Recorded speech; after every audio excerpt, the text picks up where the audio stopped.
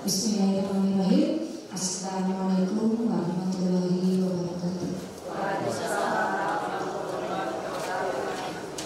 Alhamdulillahirrahmanirrahim. Wabihi nasta'in ala umuri dinil wa ala alihi wa sahbihi ajma'in. Rabbi shrah sadri wa yassir amri wahlul 'uqdatam min lisani yafqahu qawli. Yang sama-sama kita hormati Ibu Ketua dan Wanita Dindikbud Provinsi Banten, Ibu Haji Wiwita Brani. Yang terhormat ada Ibu Wakil Ketua Dindikbud Provinsi Banten, Ibu Haji Sarwa. Dan satu lagi yaitu ibu narasumber kita. Tapi narasumbernya ini berada dari orang dalam. Siapakah dia? Yaitu Ibu Dendi. Alhamdulillah, pertama-tama mari kita panjatkan puji syukur kehadirat Allah Subhanahu wa Ta'ala atas karunia-Nya, rahmat-Nya serta hidayah-Nya. Bapak Ibu bisa datang atas undangan dari DPP Dindikbud Provinsi Banten dalam acara kegiatan sosialisasi e-ASU. Salawat dan salam juga tidak lupa kita sanjungkan kehadiran junjungan kita Nabi besar Nabi Muhammad SAW, pada keluarganya, kepada sahabatnya, insya Allah juga kepada kita. Bapak Ibu, untuk mempersingkat waktu, mari kita dengar bersama-sama sambutan dari Ketua Dharma Wanita Dindikbud Provinsi Banten kepada Ibu Haja Wiwita Brani. Kami persilakan. Assalamualaikum warahmatullahi wabarakatuh. Cuma hanya menyampaikan sedikit. Nanti setelah acara sosialisasi aplikasi e-ASU ini, saya mohon kepada Ibu Ketua DPP KCD untuk meneruskan ya apa yang sudah disampaikan oleh Ibu Dendi. Video itu. Nanti kita dikasih aplikasinya ya. Jadi nanti diberikan link aplikasi e-ASU-nya dan saya mohon untuk di-share di grup agar semua pengurus bisa tahu ya dan bisa mempelajari aplikasi e-ASU ini. Saya mohon kepada Ibu Ketua DPP KCD setelah dalam kegiatan program kerja masing-masing DPP diselipkan, maksud saya kalau nanti diselipkan aplikasi e-ASU ini ya. Sekali lagi saya mohon untuk bisa mensosialisasikan aplikasi e-ASU ini karena ini amanah dari Ibu Ketua DPP Provinsi Banten, yaitu Ibu Kejegu Bu Tina Al-Mutabar. Beliau ingin semua masyarakat gitu, ya bisa tahu tentang bagaimana kita bisa menstimulasi anak usia dini dari 0 3 bulan sampai dengan 6 bulan, dari usia 1 tahun sampai dengan 2 tahun dan 4 sampai dengan 6 tahun. Di situ ada bagaimana kita caranya untuk menstimulasi anak-anak kita nantinya. Itu aja yang bisa saya sampaikan. Mungkin nanti secara globalnya akan disampaikan oleh Ibu Nurisa Dendi. Makasih. Billahi taufiq wal hidayah. Wassalamualaikum warahmatullahi wabarakatuh. Waalaikumsalam warahmatullahi wabarakatuh.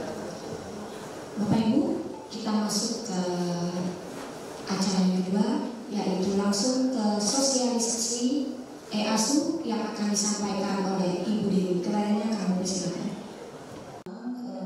Hasil atau produk daripada peneliti-peneliti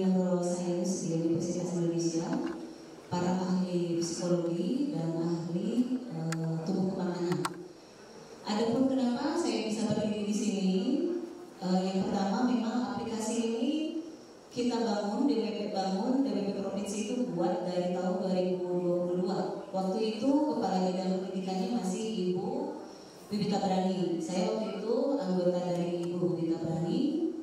Jadi kita dari, ini izin ya saya flashback sedikit Bu. Saya waktu itu dengan Bu Kadis itu nyari anak-anak Bu ya. Nyari anak-anak, mungkin di sini yang KCD ada yang pernah digerak kali sama Ibu. Ada anak enggak? Dari usia sekian sampai sekian gitu kan? Dari usia sekian sampai sekian tolong dikirim nama orang tua, tanggal lahir ya Bu ya. Karena waktu itu juga, waktu suami saya masih di ketahanan pangan tuh Bu.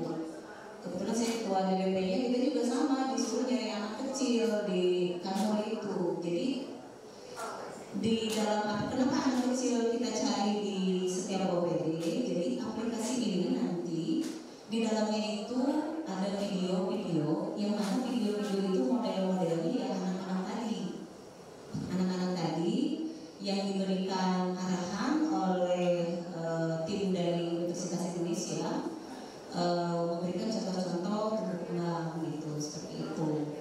Alhamdulillah aplikasi ini selesai 2022 dan disosialisasikan tahun 2023. Mungkin di sini sekitar bulan Agustus atau September tahun kemarin kita sosialisasikan aplikasi ini.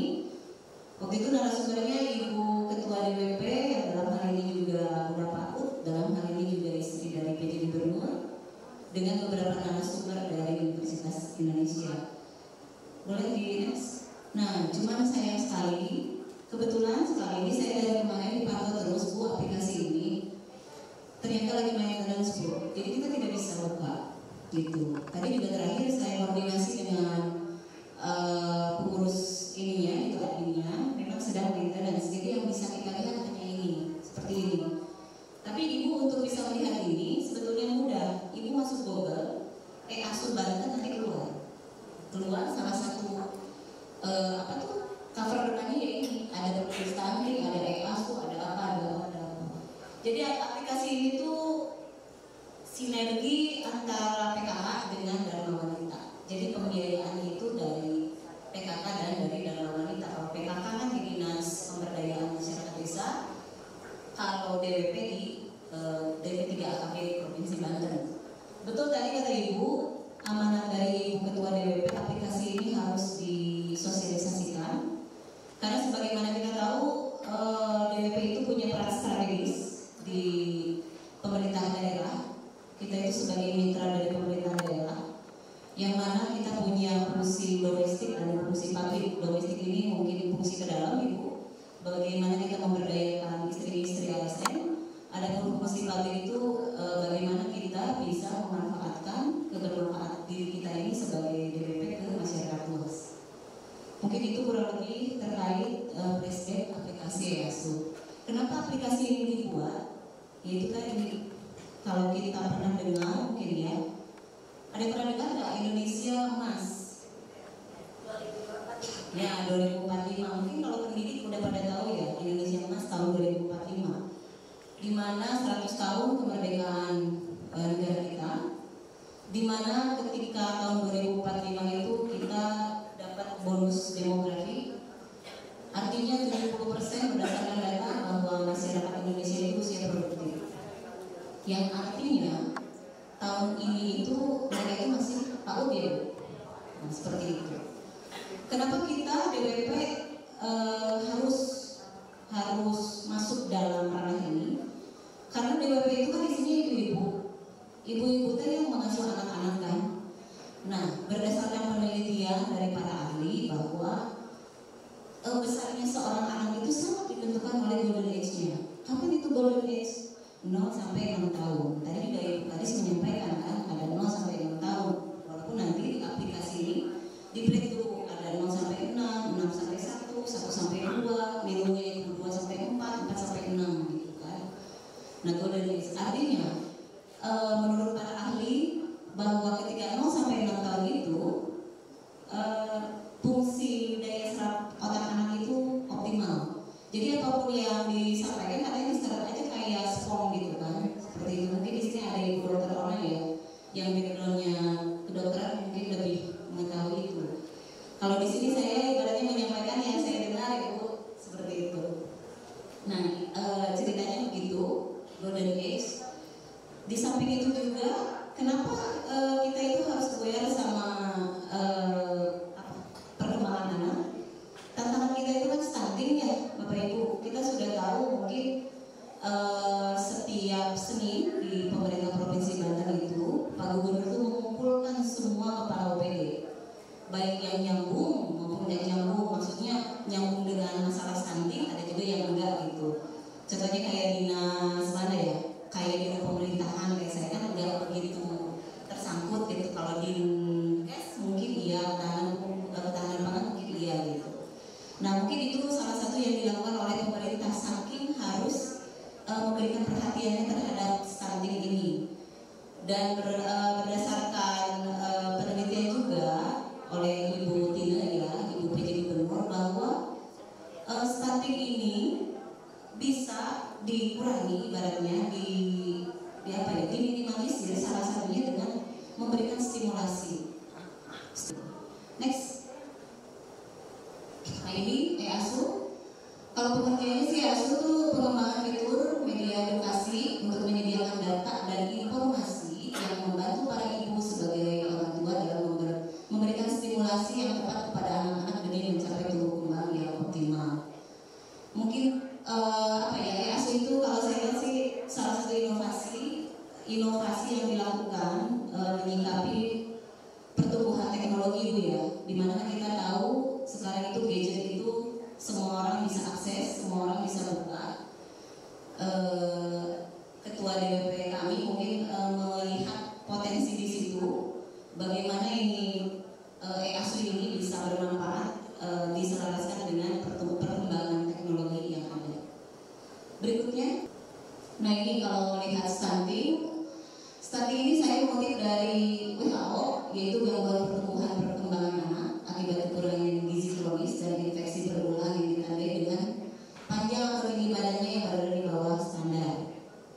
Stunting itu seperti yang tadi saya sampaikan, program prioritas pemerintah harus ada percepatan penanganan stunting, dan target pemerintah Provinsi Banten itu tahun ini di bawah 14%. Di sini kita bisa lihat stunting bukan masalah asupan gizi, namun juga masalah stimulasi atau pengembalian fungsi kognisi atau penurunan kecerdasan anak.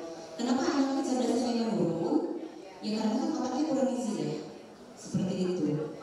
Nah sekarang pun kalau contohnya otaknya nggak kekurangan gizi, tapi kalau kita stimulasi, tubuh kembang anak juga nggak optimal gitu, seperti itu. Nah dampak masalah stunting itu kalau buat di level globalnya di Indonesia itu dampak kesehatan sudah pasti gagal tumbuh, hambatan perkembangan kognitif dan motorik, dan gangguan metabolik pada dewasa, risiko penyakit tidak menular, contohnya seperti diabetes, darah tinggi, kayak gitu. Mungkin itu. Next. Nah ini beranjak ke stimulasi. Stimulasi itu dorongan atau rangsangan. Stimulasi adalah kegiatan merangsang kemampuan dasar anak umur 0-6 tahun agar anak tumbuh dan berkembang secara optimal. Seperti tadi saya sampaikan, Golden Age itu 0-6 tahun. Pertumbuhan dan perkembangan otak anak yang pesat pada usia tersebut, fondasi untuk menyiapkan SDM unggul ada di anak usia PAUD, khususnya usia 0-2 tahun. Faktor yang mempengaruhi pertumbuhan dan perkembangan otak, stimulasi itu sangat dipengaruhi oleh pertumbuhan dan perkembangan otak, dan peran stimulasi pada perkembangan otak sinaps. Kalau bahasa kedokterannya kata bunyinya itu sinaps itu apa ya? Sambungan saraf satu dengan yang lainnya. Jadi katanya kalau semakin banyak sinaps itu semakin bagus. Berikutnya, nah penerapan stimulasi pada anak harus benar dengan dan sesuai usianya.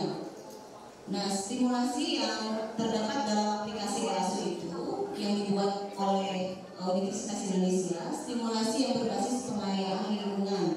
Artinya pengayaan lingkungan itu memanfaatkan barang-barang yang ada di sekitar kita gitu.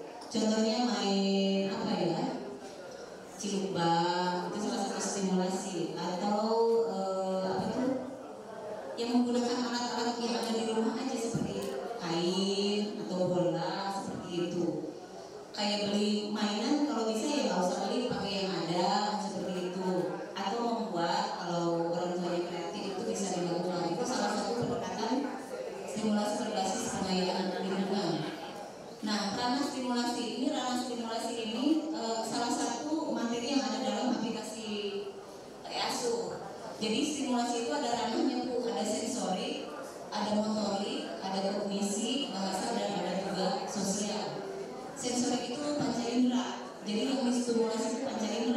indera pendengaran, indera penglihatan. Mungkin di anak-anak itu dilihatkan gambar yang ada warnanya.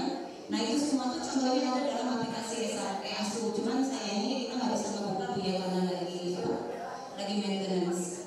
Begitupun dengan motorik, gerak tubuh kayak main petak umpet. Mungkin untuk anak-anak yang usianya udah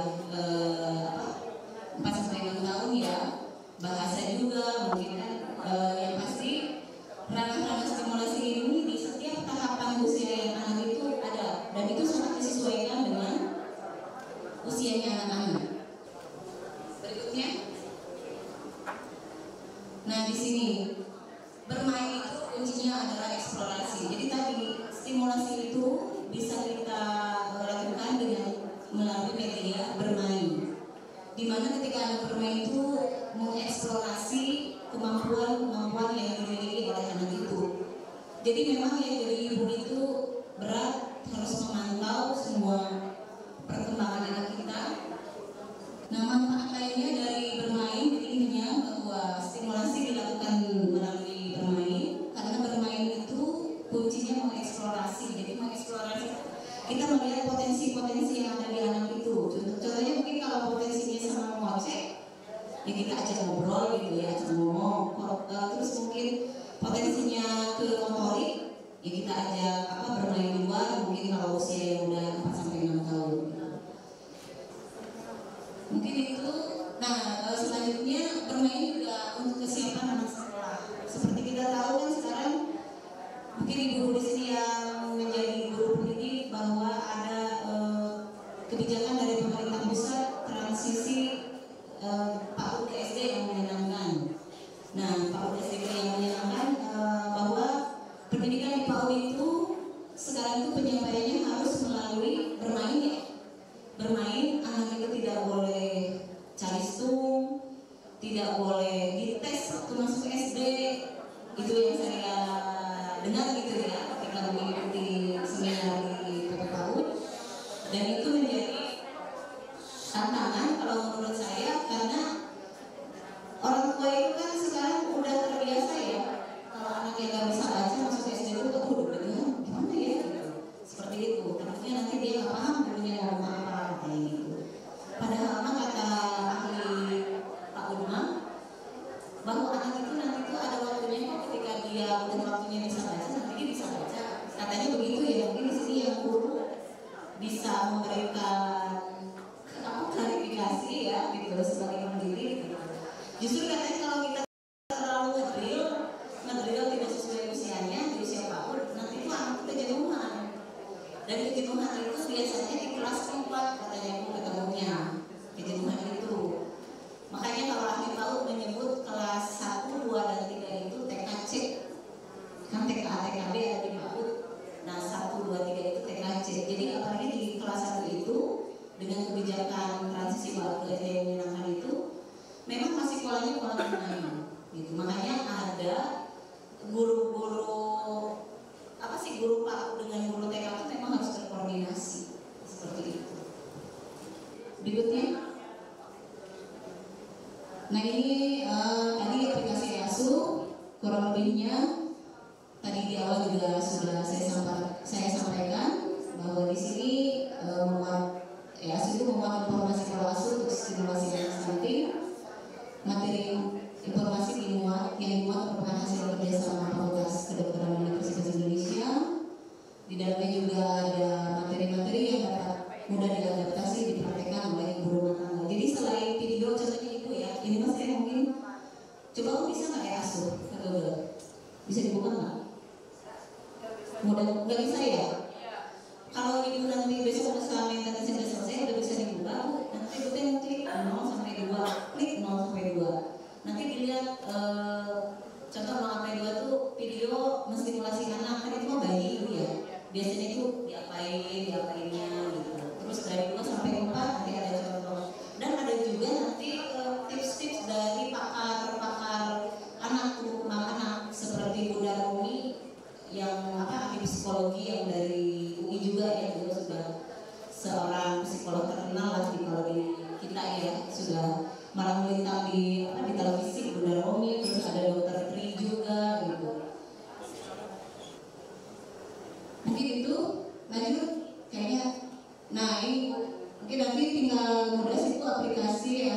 Provinsi Banten nanti keluar sendiri. Dicatat ibu-ibu, dicatat atau ada foto. Mungkin nanti ketika arisan atau mungkin ada para pejabat eselon 3, eselon 4 di Dinas Pendidikan, mohon secara berjenjang juga disampaikan ke karyawannya yang udah punya anak ke anaknya, udah punya cucu, mungkin ke cucunya untuk bisa lebih dimanfaatkan. Seperti halnya tadi kata Pak Supandi, semoga kita sampai meninggalkan dunia ini bisa menjadi manusia yang bermanfaat ya Bu ya. Seperti itu. Berikutnya, saya terima kasih ya udah. Mungkin itu Bapak Ibu, Bapak Ibu ada Bapak juga, Bapak Ibu yang bisa saya sampaikan. Maaf, saya bukan ngajarin berenang ke bebek, Bu ya, Ibu sama-sama belajar. Kita diskusi bersama aja, sekiranya ada yang ditanyakan, kalau bisa saya jawab, alhamdulillah. Kalau tidak mungkin nanti saya akan lanjutkan ke Ketua DPP Provinsi Banten. Ada yang mau bertanya Ibu? Atau bingung kali ya? Belum paham benar. Jadi intinya gini sih, tadinya saya itu rencananya nggak pakai slide. Kalau EAS-nya itu bisa dibuka. Ternyata dari kemarin pas saya coba nggak bisa dibuka. Ada? Coba? Bisa nggak? Bisa Bu, ada di Google. Ya, bisa diklik nggak Ibu? Ibu klik yang asuh, yang gambar Ibu asuh. Kalau bisa diklik itu nanti masuk ke menunya Bu.